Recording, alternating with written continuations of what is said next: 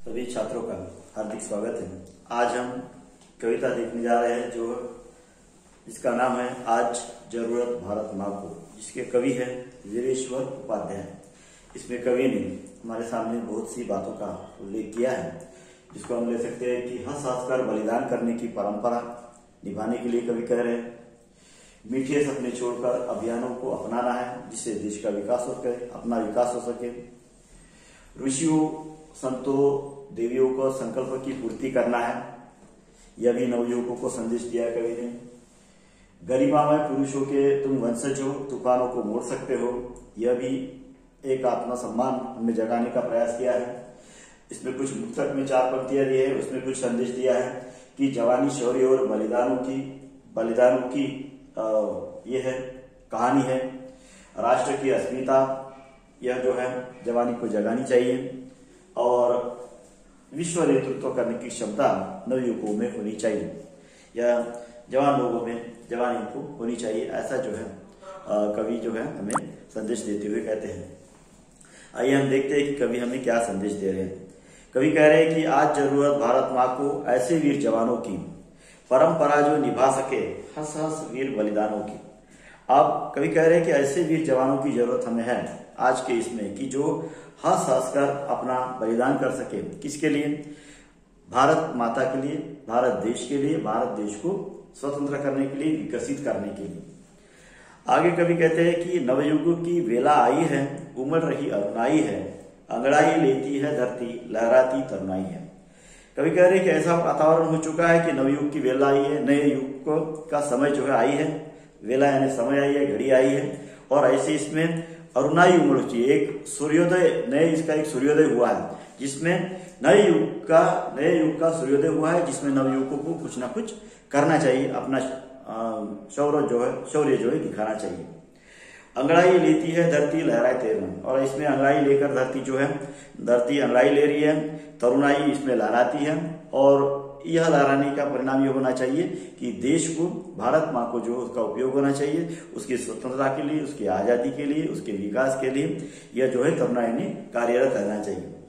गीत प्रभाती के गाकर माँ तुमको आज जगाती है।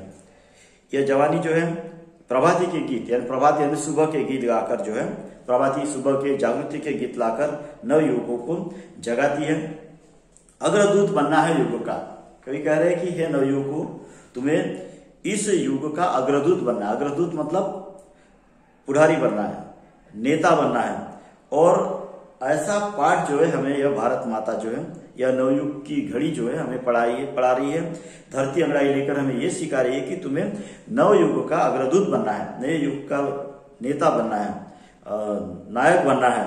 और मीठे सपने छोड़कर जो है तुम्हें अभियानों की डोर संभालनी है, यानी मीठे सपनों में सोना छोड़कर, सुख चैन में सोना छोड़कर तुम्हें जो है नए युग के अभियान, नए युग के लिए, नए युग की निर्मित के लिए अभियान करना है, मतलब कार्यरत होना है। नई योजनाएं बनाई हैं, उसमें क्रियाशील होकर जो उसे सफल करना है।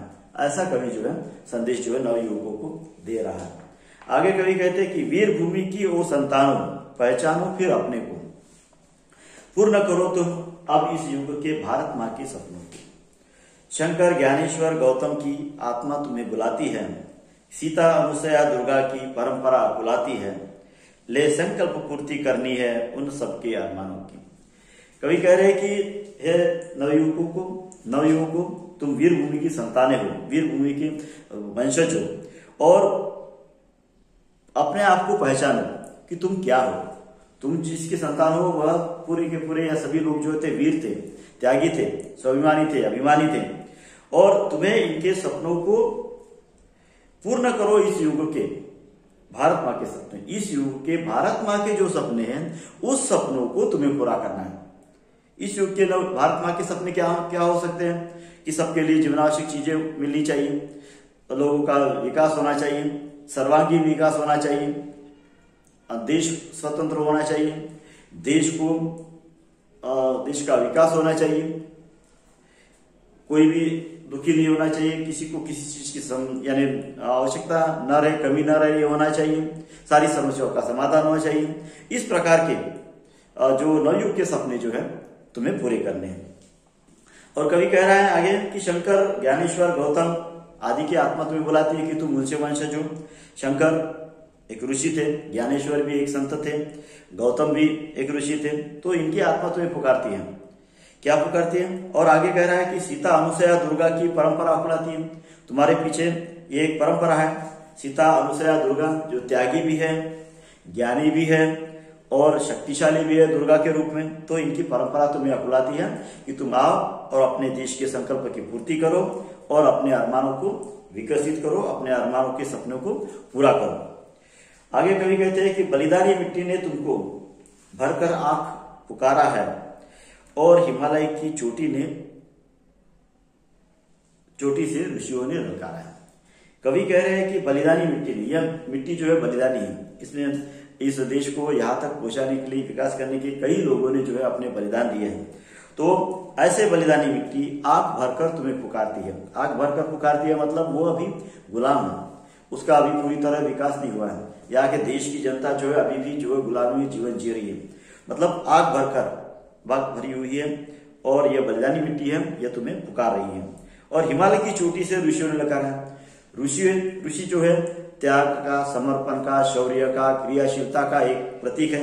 और ऐसे ऋषियों की चोटी ने, ऐसे हिमालय की चोटी पर जो जहाँ पर हिमालय ये ऋषि रहते थे, वहां से तुम्हें यह पुकारा गया है कि तुम्हें देश की जरूरत है, तुम आओ और देश के लिए कुछ अपना त्याग दो, निछावर दो, अभिमान दो, बलिदान दो।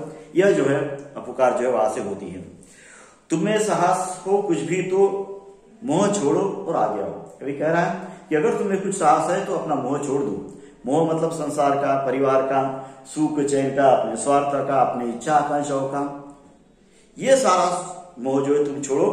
अगर तुम्हें अगर साहस है तो यह सब छोड़ दो और देश को के प्रति बलिदानों के लिए, देश की आहुति के लिए, देश के भारत माँ के लिए तुम्हें जो है आगे आना चाहिए। देवभूमि की गरिमा लेकर भूमंडल पर छा जाओ। और तुम देवभूमि की गरिमा लेकर भूमंडल पर छा जाओ, सारे संसार में छा जाओ। देवभूमि मतलब भारत देश को देवों की भूमि कहा जाता है। ऐसा कहा जाता है कि सारे संसार का स्वर्ग भारत देश है और भारत देश का स्वर्ग जो हिमालय है। तो यह भारत जो है वह देवभूमि है और देवभूमि की गरिमा जो है सारे संसार में, सारे वर्ग में, सारे जग में तुम्हें जो है छा जानी है। गरिमा बनकर तुम वहां पर जो है छा जाओ। तुम हो उनके वंश की जिनने गति मोड़ी तूफानों की। कवि कह रहा है कि हे नवयुवकों, तुम उन लोगों के वंशज हो जिन्होंने तूफानों की गति मोड़ी है। तूफान मतलब अनेक समस्याओं पर विजय प्राप्त की है, अनेक प्रकार का ज्ञान प्राप्त किया है, अनेक प्रकार के शूरवीर यहाँ पर हुए हैं, शास्त्रज्ञ हुए हैं, बहुत सारे लोग जो है ज्ञान विज्ञान का, वीर का, सभी तरह का जो विकास है या सभी तरह का तूफान जो है भारत भूमि से ही जागृत हुआ है। ऐसे तूफानों की गति मोड़ने वाले तुम जो है, और तुम जो है इस भारत माँ, आज ऐसे लोगों की, यानी ऐसे तुम नवयुवकों की आज भारत माँ को जरूरत है। आगे मुक्तक के इसमें कवि कह रहे हैं कि जवानी जो है शौर्य और बलिदान का प्रेरक है। जवानी शौर्य की, बलिदान की प्रेरक कहानी है। नए युगों के सृजन में फिर उन्हें जीवन दिखानी है। जवानी शौर्य और बलिदानों की प्रेरक कहानी है।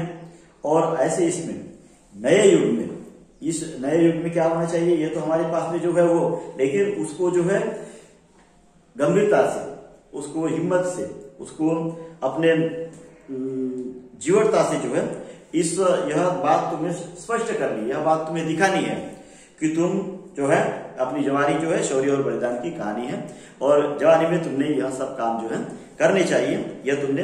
यह हमें भी यह जीवटता है, जीवंतता है, यह बात जो है तुम्हें जो है यहाँ बतानी है। आगे कवि कहते हैं कि राष्ट्र की अस्मिता ने फिर जवानी को पुकारा है। राष्ट्र की अस्मिता, राष्ट्र की मान, मर्यादा, इज्जत, यह जो है इसे जो है इस यानी जवानी को जो है इसने पुकारा है। यानी राष्ट्र जो है नवयुवकों से ही अपेक्षा रखता है कि उस राष्ट्र का विकास किया जाए, राष्ट्र स्वतंत्र किया जाए, आजाद किया जाए, जनता की सारी समस्याओं का समाधान उससे किया जाए। और यह जो है नवयुवक ही कर सकते हैं, क्योंकि नवयुवकों के इसमें उस समय काम करने की अधिक क्षमता होती है, त्याग होता है, साहस होता है, हिम्मत होती है और शौर्य होता है, सब कुछ जो है नवयुवकों में होता है। तो इसीलिए कवि जो है नवयुवकों से अपेक्षा करता है कि आज तुम्हें भारत माता की जरूरत है, विश्व नेतृत्व करने की पुनः क्षमता जगानी है। इस प्रकार हम देखते हैं कि विश्व का नेतृत्व भारत देश इसके पहले भी करते आया है। भारत देश को एक शांति का, अहिंसा का देश करके पुकारा जाता है। यहाँ तक कि तो ऐसा शांति अहिंसा का वीरों की भूमि के रूप में जो जाना जाता था, ऐसा नेतृत्व आज भी संसार के सामने, विश्व के सामने तुम्हें ही करना है और पुनः यह क्षमता जो है तुम्हें जगानी है। इस प्रकार का संदेश कवि देते हैं। धन्यवाद।